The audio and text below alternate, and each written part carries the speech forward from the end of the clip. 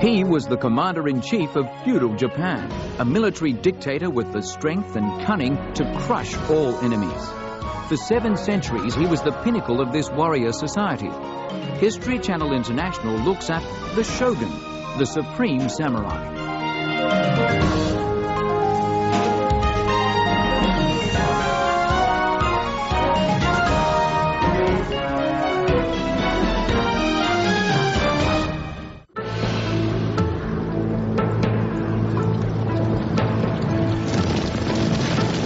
At the center of virtually every chapter of Japanese medieval history, there was war and conflict. And at the center of the conflict was the daimyo, the local warlord. It was he who chose the fights, and he who led armies of men who drenched Japan in centuries of blood. Japan was ruled by an emperor, and the warlord served the royal court. That is until one day in the year 1192, when the nation paused and set off in a new direction. That was the day a warlord, Minamoto Yoritomo, declared himself shogun. While all Japan bowed their heads to the emperor, it was the shogun whose will ruled. The shogun was the military dictator of Japan. The word is actually a shortened version of the full title, Seita Shogun, which literally means commander-in-chief for the suppression of barbarians. The barbarians being the enemies of the shogun. In the Middle Ages, Japan was a group of islands with no central government. Instead, hundreds of local warlords carved their own small territories out of these misty hills and valleys. Warlords and their samurai fought among themselves year after year, decade after decade, for control of the scarce farmland. Eventually, 2 power blocks developed, the Taira in the west and the Minamoto in the east. Soon as the years went by, these 2 families would come into conflict with each other and threaten the very existence of the imperial system they were rewarded for supporting. These 2 clans eventually met on the battlefield. It turned the countryside red with blood. One man, Minamoto Yoritomo, would emerge from this conflict to change the face of Japanese politics. Minamoto Yoritomo must have been a very charismatic individual. As a 13-year-old, he's exiled off to eastern Japan, and he is pretty much under the watchful eye of Taira adherents. Well, the first individual that tried to look after him was off in the capital, serving in Kyoto, and in his absence, Yoritomo became intimate with his daughter and produced a child. And that guy was obviously terrified. Here is a young captive that he's supposed to be taking care of, and the man has made himself very welcome in his own home. Yoritomo was the heir to a prominent warrior tradition, and his revolution was to inspire the samurais of Japan to sense their true power. He simply said to his fellow warriors in the East, come fight for me, join my army, and in return, I will do for you what the court has been doing for you in terms of guaranteeing your status. But I'm a warrior like you are. I'm a provincial resident like you are. I'm not one of them. And he obviously touched off, or hit a nerve here. The timing was very good. Yoritomo led his Minamoto clan in a struggle with their rivals of the 12th century, the Tairas. His armies were soon caught up in the great battles that became known as the Genpei Wars. And it was during the Great War between these 2 powerful clans that Minamoto Yoritomo saw his chance to dominate all Japan's warlords. The Genpei Wars came to a dramatic culmination in the Battle of Dan no Ura in 1185. Dan no Ura is almost unique in samurai history because it was a sea battle. It was fought in the narrow straits of Shimonoseki in western Japan. The ships were fighting platforms, flat-topped with rowers on a lower deck. Archers fired away from the top deck. As the ships drew closer together, swordsmen engaged in hand-to-hand combat. Metal struck bone in a final struggle for domination. The battle raged on. The boats sought to maneuver in the rough tides of the narrow waterway. In a brilliant maneuver, the Minamoto generals commanded their archers to concentrate on the rowers and steerers of the Taira ships, leaving the enemy vessels spinning helplessly in the current. The Emperor of Japan, a child named Antoku, and his grandmother were passengers on one of their ships. On board the Taira ships, it soon became clear that defeat was imminent. Soon, Minamoto samurai would board their ships and put them all to the sword. Tomomori, head of the Tairas, made an announcement. Suicide was now the only answer.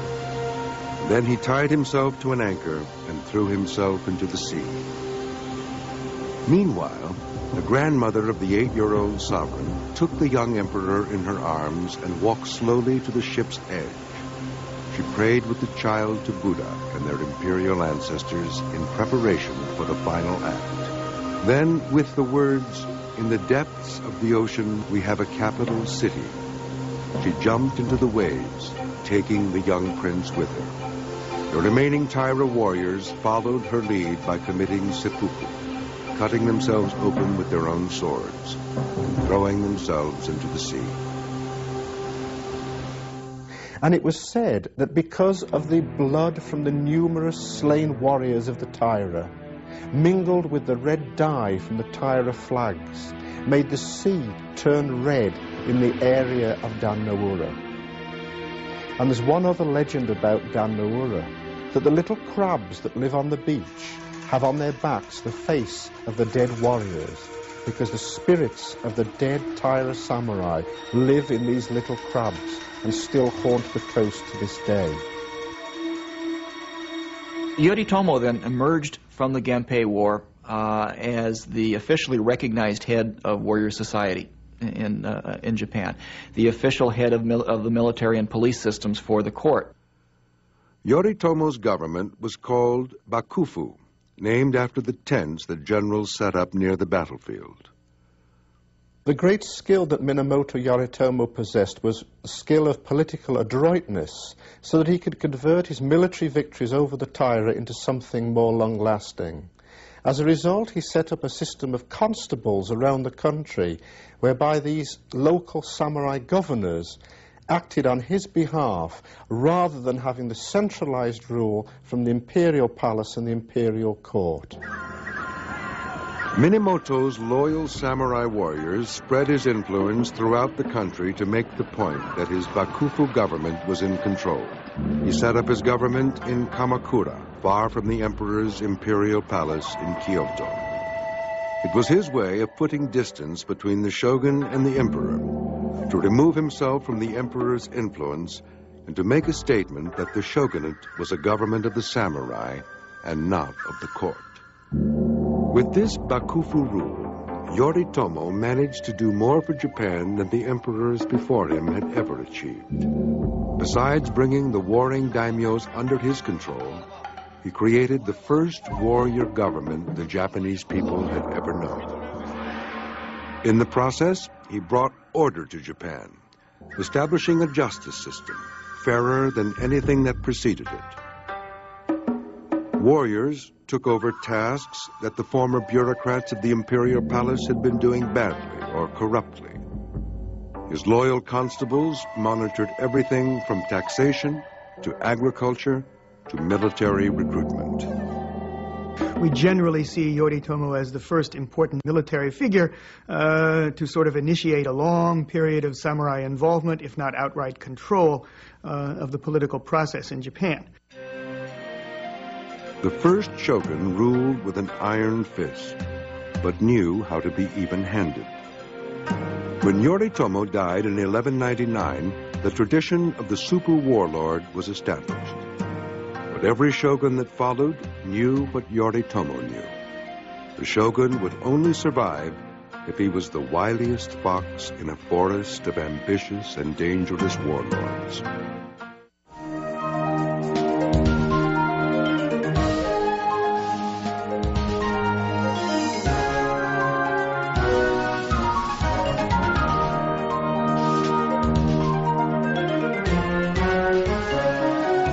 Almanac will continue in a moment. A century and a half after the first shogun died, a new dynasty of military rulers rose to power, one which embodied the greatest strengths and the most profound weaknesses of the Bakufu government. The dynasty was called Ashikaga, and its members were descendants of the earliest shogun's Minamoto clan. The most glorious Ashikaga was Yoshimitsu. He was the first shogun to use war as a means toward peace. Yoshimitsu had learned well the lesson of the first shogun. What separated the shogun from the other warlords was his cunning mind. For Japan was still rife with territorial disputes. To put an end to these rivalries, indeed to survive, would take a master diplomat.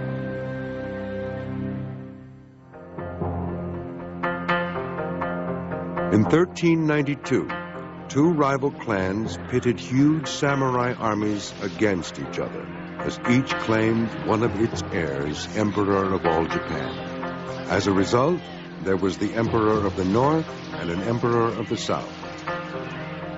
Yoshimitsu called the two rival clan leaders together for a meeting. Through negotiations that were full of ceremony and courtly manners, he played on their sense of pride and honor. Perhaps, he suggested, they could work out an arrangement in which each party got his wish. Both clans could have an emperor. Yoshimitsu brought the wars to an end, not so much by a military victory, but by negotiation, whereby the succession between the two lines would alternate. That satisfied the competing warlords and brought peace to Japan.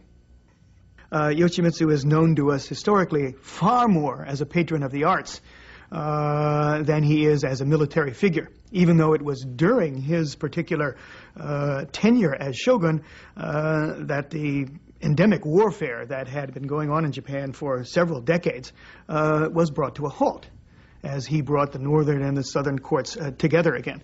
But really, we think of him as a patron of the arts, of a collector of fine Chinese art goods and library.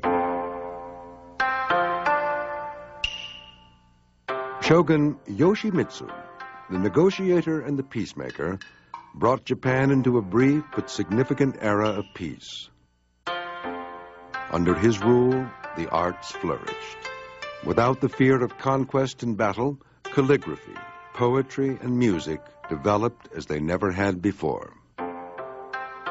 During Yoshimitsu's reign and during his lifetime, the shogun's court actually supplanted the imperial court as not only the seat of political power in Japan, but also as the seat of cultural norms and cultural ideals. During the peaceful rule of Yoshimitsu and his successors, the tea ceremony developed. As the tea ceremony celebrates the beauty and tranquility of everyday life, so Yoshimitsu's life was lived in peace, proving that a warlord, a shogun, the man with the ultimate power of life and death in Japan, could cultivate the arts as carefully as he had outmaneuvered his enemies.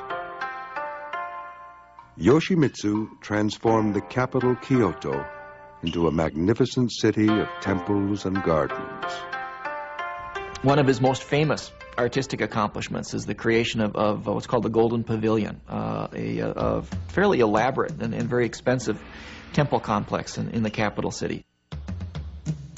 Here, Ashikaga Yoshimitsu, the arbiter of taste, held poetry parties, flower viewing parties, established and largely developed the tea ceremony, and entertained emperors, courtiers, and ambassadors from China. If the high point of Muromachi warrior government came under Yoshimitsu, his successors were not so fortunate.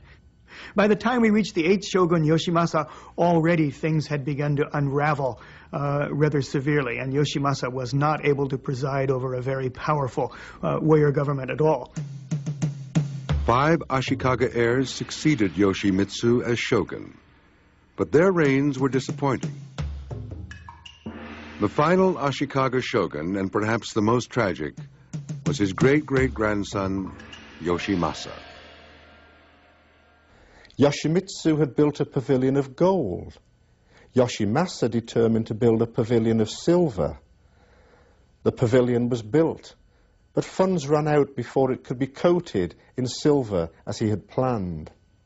And this, in a sense, was symbolic of the age, because whereas the silver pavilion is unfinished, so was Yoshimasa's own attempts at government. Yoshimasa idolized his great-great-grandfather, but lacked his diplomatic skills. The position of the shogun at the head of warrior society deteriorated so badly that it was almost non-existent. And Yoshimasa himself didn't seem to have had a whole lot of interest in maintaining his governing authority. He was far more interested in being just a patron of the arts. He was something of a playboy. While the shogun concerned himself with poetry and flowers, rival clans schemed to seize power. Soon, all of Japan was caught up in a bloody civil war. Kyoto itself became a battleground. And we have skirmishes where one group goes out and burns out the buildings of one particular group. And then there are counterattacks, and buildings of the other group are burned down. And again, the commoners' lives, the people who lived in the city of Kyoto, were affected in ways that they had never been in previous battles. The citizens of Kyoto began to evacuate the city. Invading armies confiscated their empty houses. Barricades appeared in the streets. Opposing samurai warriors dug trenches facing each other along the city's grand avenues. And within a short space of time, this beautiful city, which consisted of buildings built largely of wood, was reduced to blackened ashes. While Yoshimasa devoted his energies to a courtly life of tea ceremonies, flower viewing parties, and poetry readings, outside the palace walls, the ravages of the Onin War spread destruction throughout Japan. In fact, the war really never ended. Instead, it sort of petered out in the capital and drifted off into the provinces. And warriors established themselves as more or less autonomous provincial barons and fight one another on a fairly constant basis. It was time for a true warrior to help steer the nation back on the road to peace. Soon, one did. A man from humble beginnings who would inaugurate the greatest era of the long rule of the shoguns.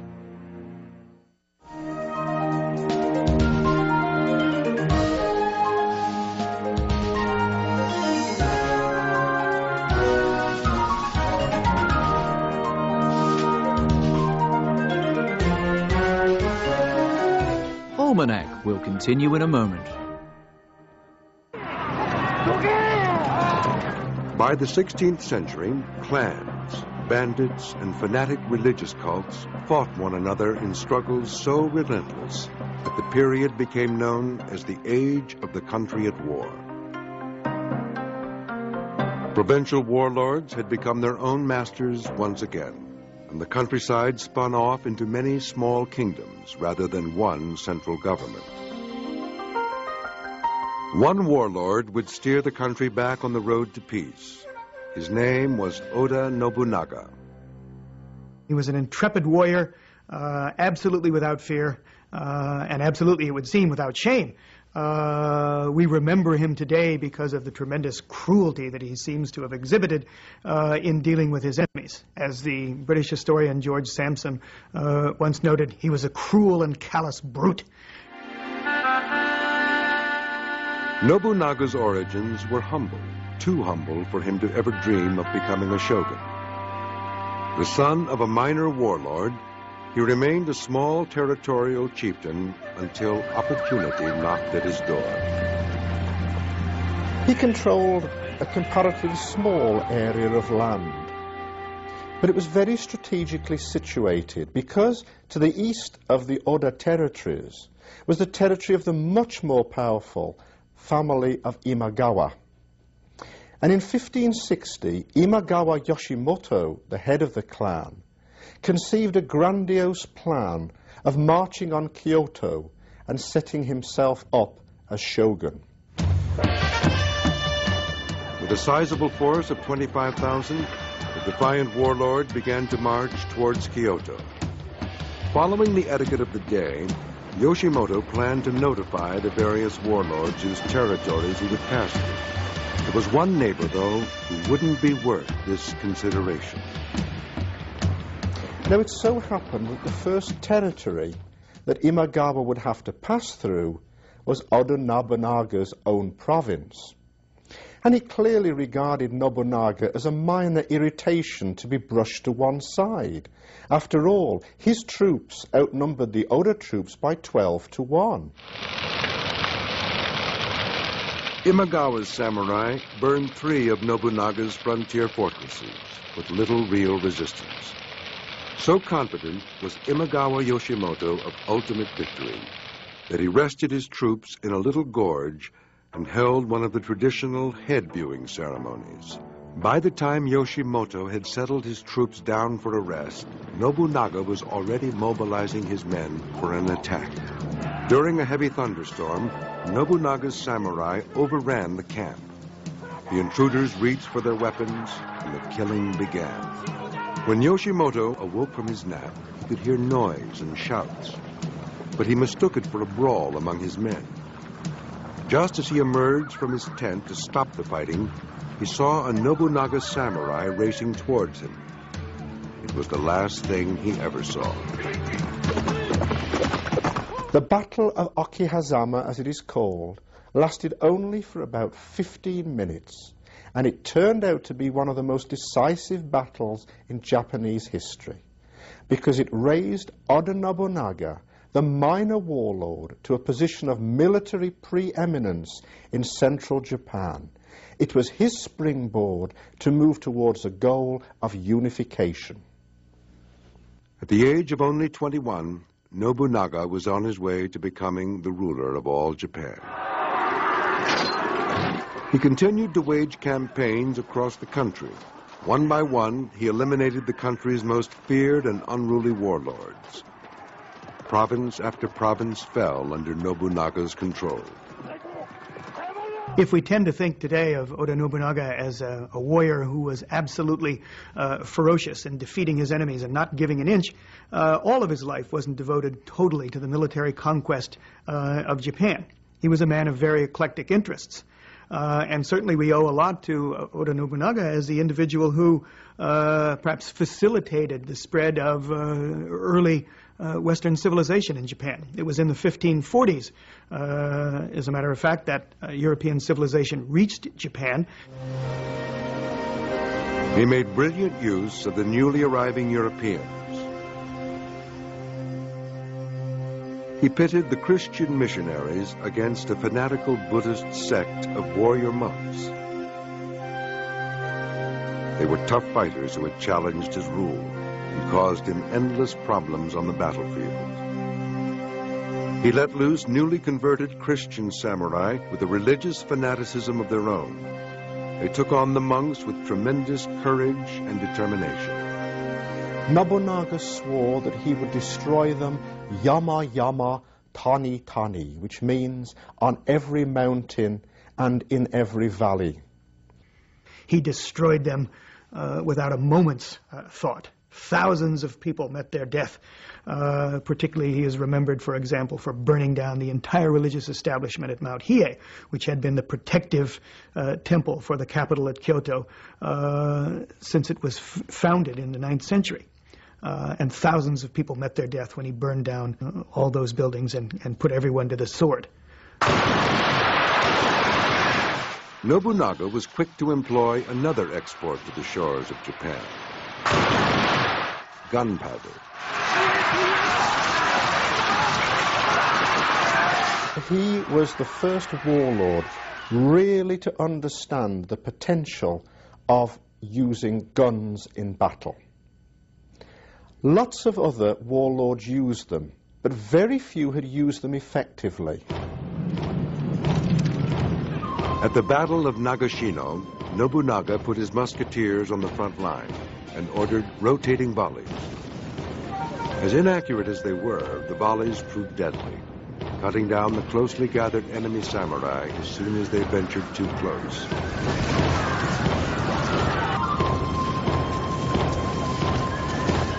The soldiers would then charge and finish off the enemy.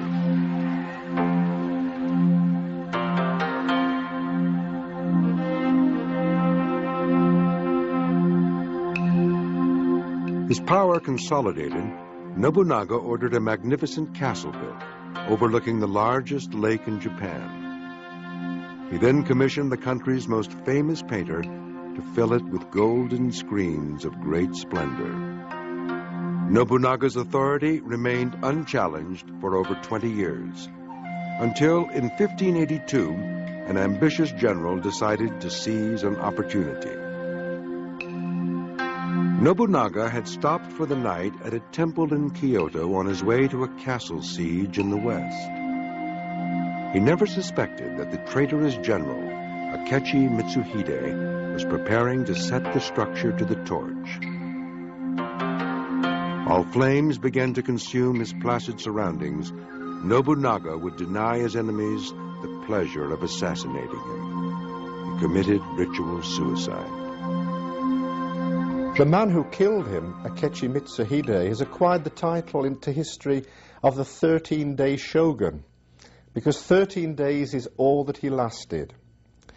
Once the news of Nobunaga's assassination reached his loyal general Hideyoshi, Hideyoshi rushed back to Kyoto to destroy the usurper. The treacherous assassin's plans of ruling Japan were never to materialize. Nobunaga's trusted protege, Toyotomi Hideyoshi, took his revenge. This next great shogun would use his tremendous military skill, fierceness, and cunning to further unify a war-torn country.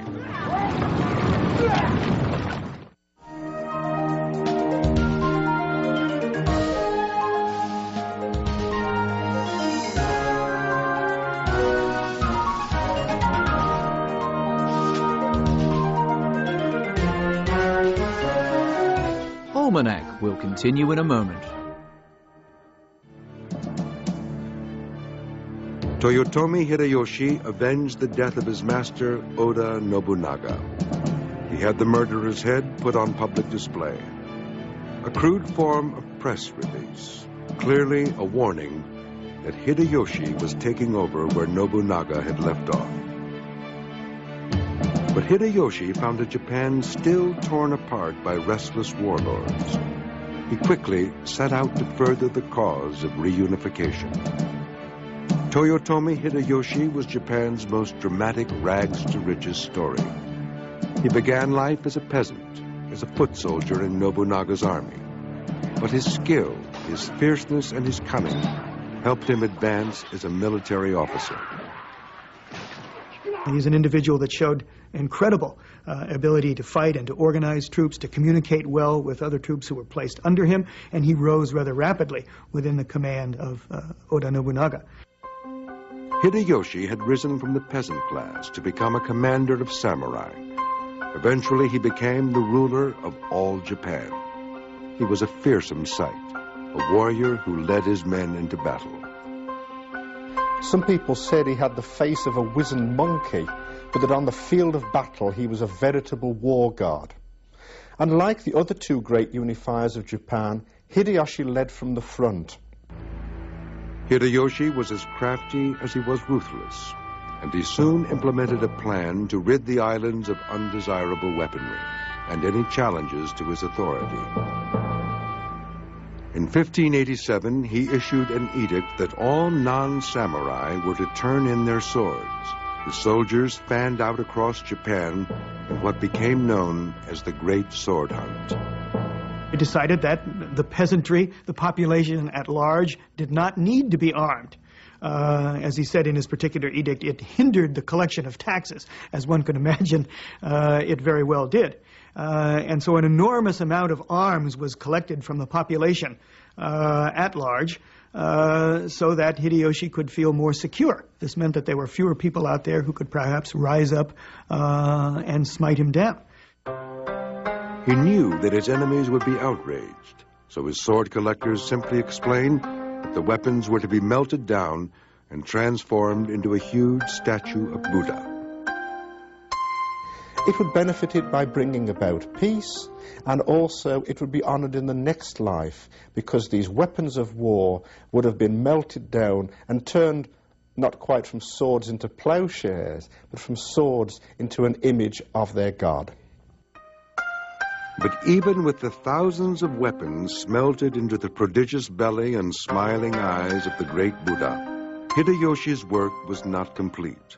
One proud clan still refused to buckle under the shogun's rule. These were the mighty Hojo, who ruled the east of Japan from their fortress of Odawara. Toyotomi Hideyoshi laid siege to Odawara Castle with an army of nearly 250,000 men. The Hojo were hopelessly outnumbered, but tried to resist. Hideyoshi deployed his army on all sides of the fortress. Sizing up his enemy's defenses, he decided the best course was to starve the Hojo out. In a letter to his mother, written in 1590, Hideyoshi described his strategy and the importance of this battle. Please do not worry about me. Now that I have had Odawara tightly besieged, I control 80% of what goes on in the provinces. Since Odawara is the key to the entire nation, I have to starve them out, so it will take time. The siege wore on. Hideyoshi was patient. The samurai grew vegetables and played games while the shogun waited. Eventually, the Hojo realized they could hold out no longer, and a deal was done. A couple of suicides here, a resignation there. Toyotomi Hideyoshi, the supreme shogun, had unified Japan in a way not known for centuries. The last obstacle to reunification had fallen. For the first time since the rule of Yoshimitsu in the 1300s, Japan bowed to the will of one man, Shogun Hideyoshi. One of the first things Hideyoshi begins to do when he finds himself finally having achieved power is to shut the door behind him and make sure that no one else can ever again do what he just did. Hideyoshi, the peasant who became shogun, decided that all samurai must now come from samurai families.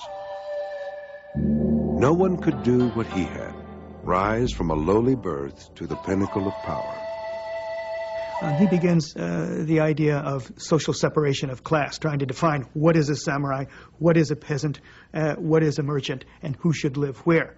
So we see a kind of structuring of class society that had not existed for a long period in Japanese history. There had been a great deal of chaos, and people moved up and down the social order fairly easily. But after Hideyoshi, it became increasingly impossible to do that. Hideyoshi now turned his attention abroad. In 1592, he launched an invasion of Korea with a force of over 100,000 men. They made rapid progress, fighting their way up through the Korean peninsula to Seoul and beyond. However, sickness, the winter frost, together with constant guerrilla attacks, gradually undermined the Japanese military position. Hideyoshi's regime was weakened as a result of the failed Korean expedition.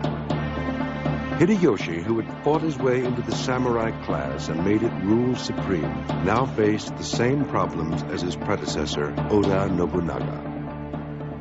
If Oda Nobunaga was not able to pass on his control of Japan to his descendants, neither was Toyotomi Hideyoshi to be successful in founding a lasting power structure in Japan. Certainly he wasn't the first one to have this problem in Japan, but of course it all boiled down to having an appropriate heir which he could pass his position on to. As Hideyoshi lay dying in 1598, he announced that his infant son, Hideyori, would succeed him.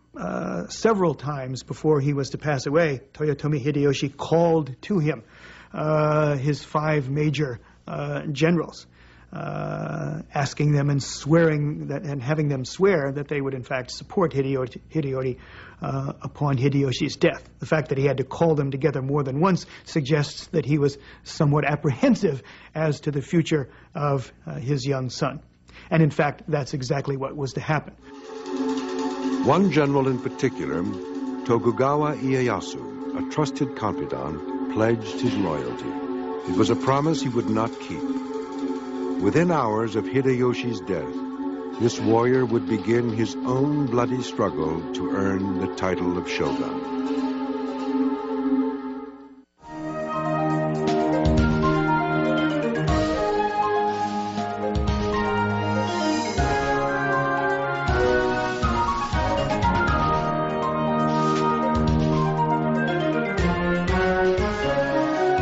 Almanac will continue in a moment.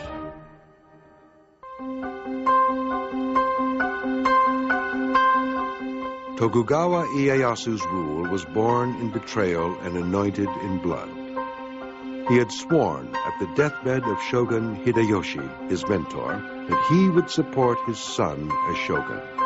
Now, the third of the great unifiers of Japan claimed the title of shogun for himself.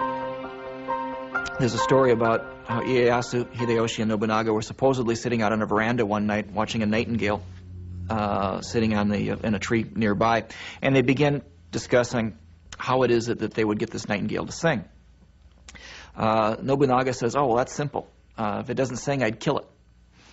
Hideyoshi says, No, wrong approach. What you do is you maneuver it into a position where it has to sing.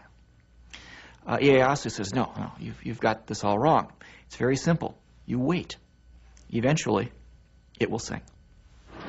Ieyasu, who had sworn loyalty to Hideyoshi, had waited patiently for the opportunity to betray him. On a misty morning in October 1600, he prepared to do battle with the forces still loyal to the late shogun's young son, Hideyori.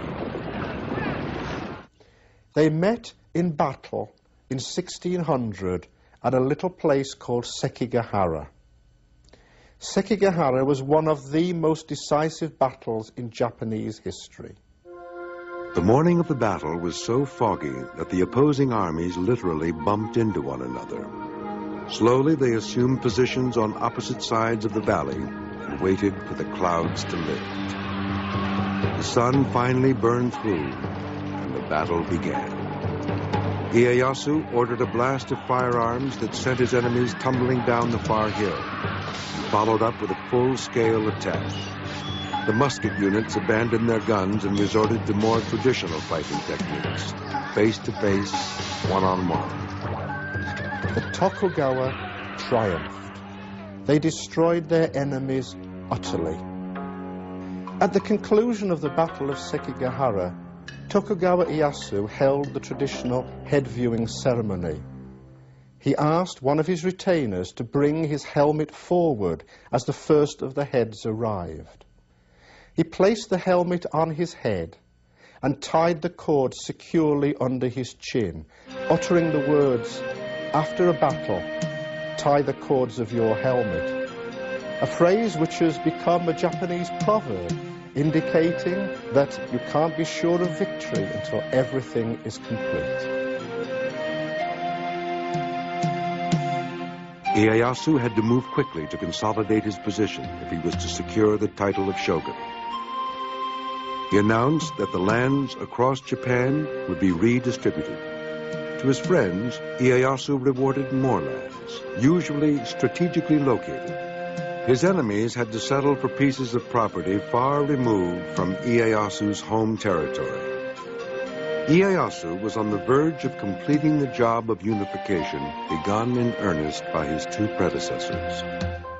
He quickly schemed to make sure that the emperor could not amass enough power and become a future threat. He made a big show of deference to the emperor, but kept him busy with ceremonial duties and cultural events. The emperor was a virtual prisoner in his own palace. Ieyasu now focused his attentions on the daimyo, the warlords across the land.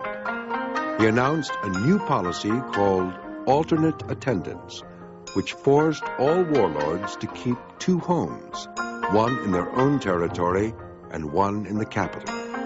They had to maintain members of their family in the capital residence as virtual hostages. This proved an effective antidote to any thoughts of rebellion. Keeping a second home was expensive.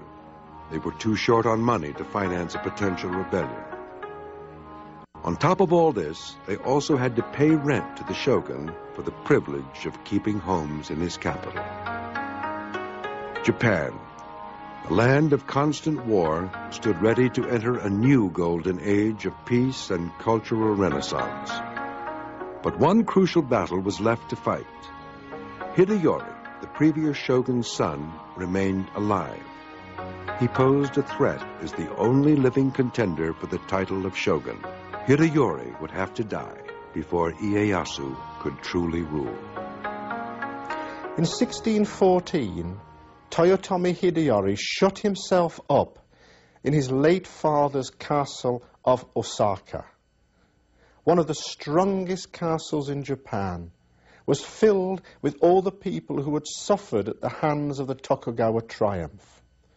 Ronin, the men were called, samurai who had lost their master, numbers of disaffected Christian samurai who had suffered persecution, and anyone else who opposed the Tokugawa's rise to power.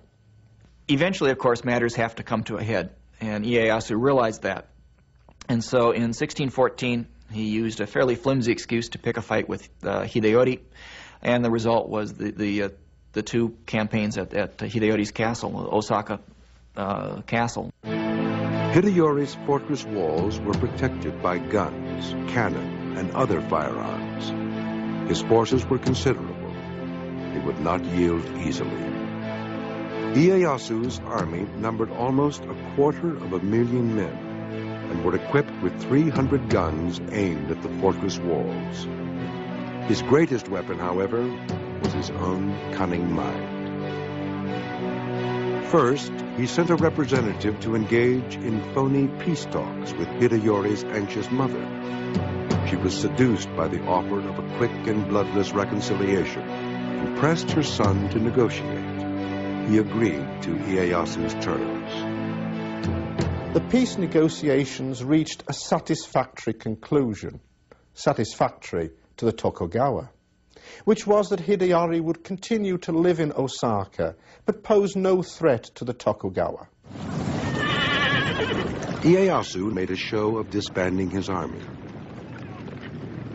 Immediately after signing the peace treaty, Ieyasu's engineers began filling in the moat of Osaka Castle. Toyotomi Hideyori, naturally enough, protested at this, but it was pointed out to him that now that peace had come to Japan, who needed moats or walls? But once again, betrayal was in the wind. In May of 1615, Ieyasu returned with a large army. Broken promises aside, the opposing armies now fought in earnest. Hideyori's men put up stiff resistance, but despite their best efforts, the defenders were doomed. In the final hours of the month-long battle, the 73-year-old shogun led his troops through the ramparts of Osaka Castle, now engulfed in flames. Hideyori knew his cause was doomed. In true samurai fashion, he retreated with his mother to a quiet corner far from the combat and committed seppuku. This battle would be remembered as the last conflict ever fought between opposing samurai armies. The very interesting thing about Tokugawa Ieyasu is that his very success in bringing peace to Japan and stability to Japan and to restoring a sense of unification was to transform radically the nature of the samurai class out of which he came. That is to say, so successful was his government that for almost 250 years, Japan lived one of the most peaceful periods in world history.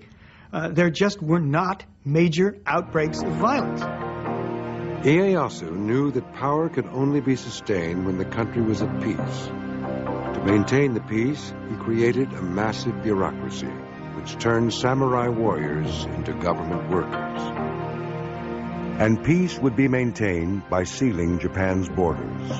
Ieyasu expelled the Christian missionaries and kept Japan a closed fortress until Commodore Perry, with his armed ships, appeared in Tokyo Harbor in 1853.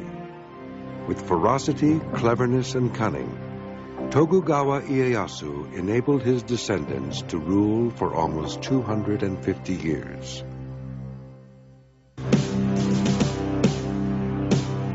Japan was conceived in war, and for many long centuries lay shrouded in the smoke of death and devastation.